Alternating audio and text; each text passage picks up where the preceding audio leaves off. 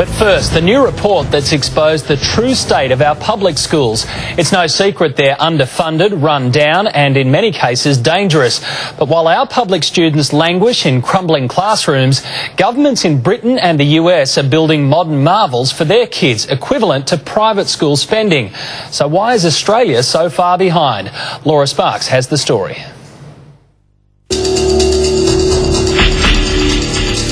I don't think any parent in Australia would be happy to see our public schools being funded to such an inadequate extent. A child trying to learn in a demountable classroom that's overheated, that has scrappy carpet, that has peeling paint on the walls, does not do as well as they can. We know that as parents and as teachers. This entire school is made up of demountables. In fact, that you can see these metal ones here, there's wooden demountables. In fact, the only building that's actually permanent is the toilets. Yeah, amazing, isn't it? Forgotten schools stuck in a time warp, often dilapidated and run down. Public education, Australian style. But look at the difference. 21st century marvels being built in Britain. Australian schools are certainly looking at the moment like poor cousins to what, on average, you might expect to find in the UK or the US. Education economist Adam Rorris travels the world advising governments on funding and finance of schools. His embarrassing new report labels Australian public schools as ageing and underfunded. Investment in our public schools is woefully inadequate when we compare it with investment in public schools in other countries. He found in 2006 our state and federal governments allocated $659 per student on fixing and upgrading schools. Yet the British government spent more than 2.5 times that level at $1,693 per student. The US government again more than doubled our contribution, spending $1,525 a student. What we find over a consistent 5-year period from 2002 to 2006 is underfunding of Australian public schools to the tune of about approximately $1,000 per student per year. So if our governments invested in upgrading and improving public schools like the US and British governments do, then our Aussie schools would have been showered with an extra $11 billion over 5 years.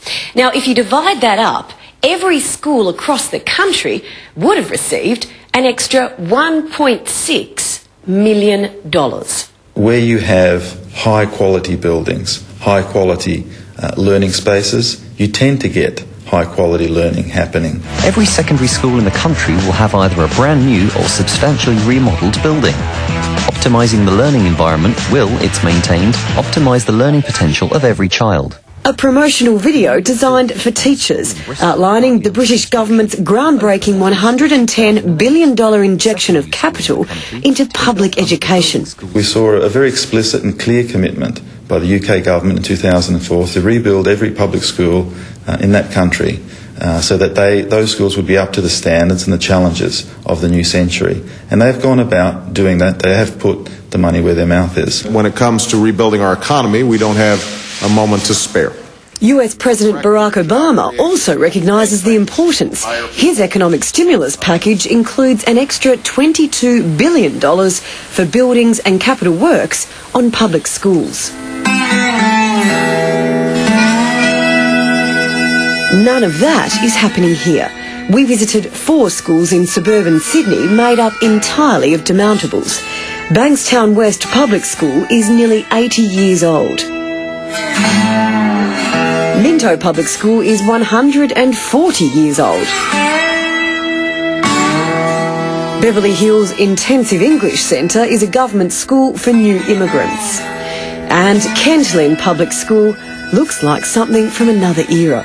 And the irony of it is that parents and government, of course, are expecting us to work with kids at the cutting edge of technology with interactive whiteboards and computers, etc. And, of course, we can't service those. The funding disparity doesn't surprise Cheryl McBride. As president of the Primary Principals Forum, she sees the rundown conditions in which teachers and students suffer. We don't really understand why government doesn't take this seriously and make sure that every child has that God-given right, and that's a safe, attractive learning environment. On revisiting this school, whose maintenance problems we highlighted a year ago, nothing has changed.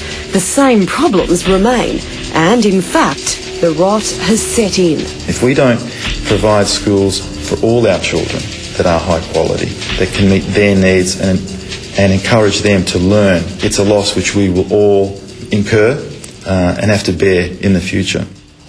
That's Laura